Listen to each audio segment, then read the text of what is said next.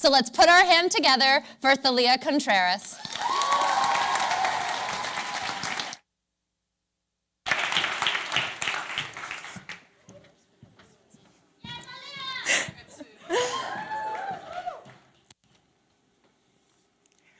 The 4th of July.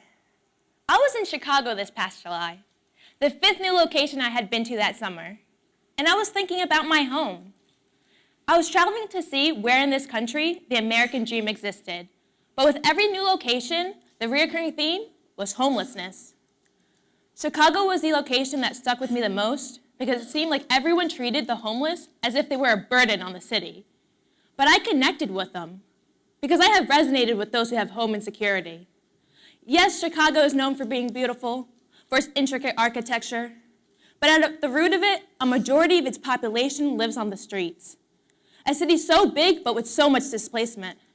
And it made me reflect on my own life. I had moved back that summer from school, and it seemed like my home didn't have room for me anymore. I lived out of the boxes that set up camp in the middle of my living room. And every day that I came home, my boxes would get more disheveled. With this came comments from guests about my things, asking when I was going to clean. I'd throw a sheet over my belongings because my mom would ask me to help make the house look better. It made me feel like she wanted to hide that my boxes existed, and made me feel like I didn't exist myself, like I was a burden on my beautiful home.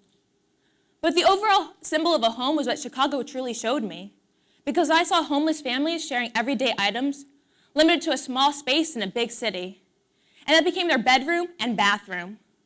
Similarly, I was limited to a house with 8 people, just as far as the space could take us. I'd take a toothbrush from my box and have to place it right back where I found it. I'd pull out a shirt to wear and have to place it back at the end of the night. My boxes were not just the containers that held my everyday items, but they became my storage bin and laundry basket. Although I had a physical house, my daily routine was what made me feel homeless myself, like I was intruding in my own home. But imagine what we think of when we think of the homeless. Men and women begging for money to buy food, sob stories about sick family members and not being able to pay for their bills. But passerbyers tend to ignore them, thinking they chose to end up that way. And it frustrates me, because although my situation isn't exactly the same, I know what it's like to be judged for a situation you have no control over. I didn't have a bed nor closet of my own. I was just messy boxes in the middle of my living room. So why did that force me to accept judgment too? I traveled the country in an effort to escape from feeling like I wasn't meant to exist in my own home. I traveled to 8 new locations in 2 months and never once felt peace of mind. Physically, I was living a life of luxury, but mentally, I was living a lie. Arguments were what my summer consisted of, and I never once spoke about how I was truly feeling. I was a fear that nobody would understand. But I realized that unless I acted upon what I wanted, I was only dreaming of a better situation. I sat my mom down and I pleaded to her. I said, "Mommy, please. I know I asked for a place to put my things so many times, but this time I'm serious. I just want to find a place to put it. I'll build a closet. I'll help you. But I need to stop feeling like I'm a burden in my own home." My mom started to cry.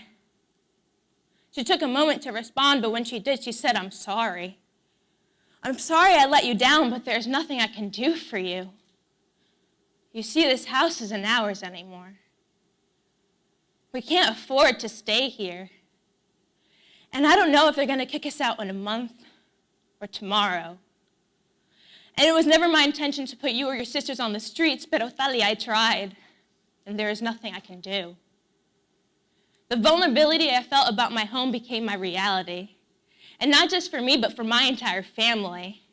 I was so preoccupied with wanting to find comfort in my own home that I was blindsided when I was about to not have one at all. Yet facing my reality gave me a moment of clarity. I realized that although my situation was worse off than expected, I had the power to find comfort in it. After talking with friends about what I was going through, I realized I wasn't alone. I looked it up. 13% of college students admitted to experiencing home insecurity. 48% experienced food insecurity, all while gaining access to higher education. How can one be so privileged and unprivileged at the same time? We have to realize that behind every blanket of luxury may very well lie a reality with much less luster. And it is that reality people fail to accept. But if you become comfortable with the idea that anything can happen to you, you can accept that in that very same circumstance, good things can happen too. Find comfort in the hope that things will end up okay. Realize that what you can change is your attitude and perspective towards life's unexpected situations. Because the American dream is something you define for yourself. Thank you.